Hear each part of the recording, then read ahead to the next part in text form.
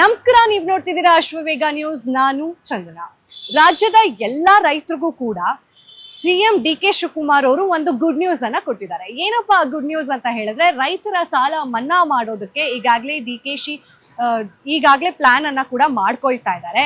ಏನಪ್ಪಾ ಇದು ಅಂತ ಕೇಳೋದಾದ್ರೆ, ರಾಜ್ಯದ ಬರಗಾಲ ಪೀಡಿತ ಪ್ರದೇಶಗಳೆಲ್ಲ ಏನಿದೆಯಲ್ಲ ಅದ್ರ ಕುರಿತಾಗಿ ಈಗಾಗಲೇ ಚರ್ಚೆಗಳನ್ನ ಕೂಡ ಅಂದ್ರೆ ಮೀಟಿಂಗ್ಗಳನ್ನ ಕೂಡ ಅಧಿಕಾರಿಗಳ ಜೊತೆಗೆ ನಡೆಸ್ತಾ ಇದ್ದಾರೆ ಸಿಎಂ ಡಿ.ಕೆ. ಶಿವಕುಮಾರ್.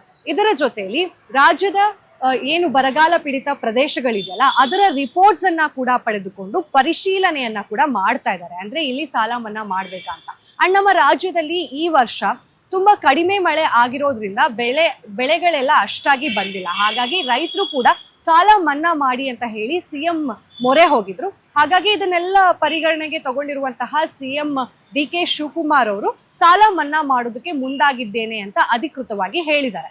ಅಂಡ್ ಇಲ್ಲಿ ಇನ್ನೊಂದು ವಿಷಯ ಏನಪ್ಪಾ ಅಂತ ಹೇಳಿದ್ರೆ, ಕಲಬುರಗಿಗೆ ಒಂದು ಕಾರ್ಯಕ್ರಮಕ್ಕೆ ತೆರಳಿದಂತಹ ಸಿಎಂ ಡಿ.ಕೆ. ಶಿವಕುಮಾರ್ ಅವರು ಅಲ್ಲಿನ ರೈತರ ಜೊತೆ ಹಾಗೆ ರೈತ ಮುಖಂಡರ ಜೊತೆ ಎಲ್ಲ ಖುದ್ದಾಗಿ ಹೋಗಿ ಮಾತನಾಡಿಸಿ ಅಲ್ಲಿ ಬೆಳೆ ಮಳೆ ಎಲ್ಲ ಹೇಗಿದೆ ಅಂತ ಹೇಳಿ ಪರಿಶೀಲನೆ ಮಾಡಿಸ್ಕೊಂಡು ಒಂದು ವರದಿಗಾರರ ಜೊತೆ ಮಾತನಾಡಿದಂತಹ ಡಿ.ಕೆ. ಶಿವಕುಮಾರ್ ಅವರು ಹೇಳಿಕೆಯನ್ನ ನೀಡಿದ್ದಾರೆ. ಏನಪ್ಪಾ ಅಂತ ಹೇಳಿದ್ರೆ, ಕಾನೂನು ಚೌಕಟ್ಟದಲ್ಲಿ ರಾಜ್ಯದ ಬರಗಾಲದ ಪೀಡಿತ ಪ್ರದೇಶಗಳು ಅಂತ ನಾವು ಅನೌನ್ಸ್ ಮಾಡೋದಕ್ಕೆ ಎಲ್ಲಾ ರೀತಿಯಾದಂತಹ ಕಾನೂನು ಇದೆ.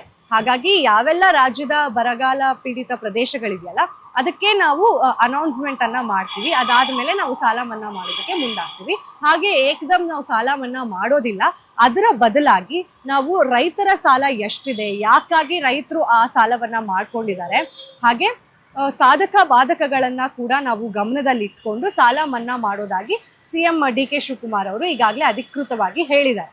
ಅಂಡ್ ಇನ್ನು ರಾಜ್ಯದ ಮುಂಗಾರು ಮಳೆ ಬೆಳೆ ವಿಮೆಯ ಏನು 585 ಕೋಟಿ ಇದೆ, ಆ ಪೈಕಿ 344 ಕೋಟಿ ಬಾಕಿ ಇದೆ. ಇನ್ನು 215 ಕೋಟಿ ರೂಪಾಯಿಯನ್ನ ಹಂತ ಹಂತವಾಗಿ ಬಿಡುಗಡೆ ಮಾಡಲಾಗುತ್ತೆ ಅಂತ ಹೇಳಿ ಖುದ್ದಾಗಿ ಡಿ.ಕೆ.ಶಿ ಸಿಎಂ ಹೇಳಿದ್ದಾರೆ.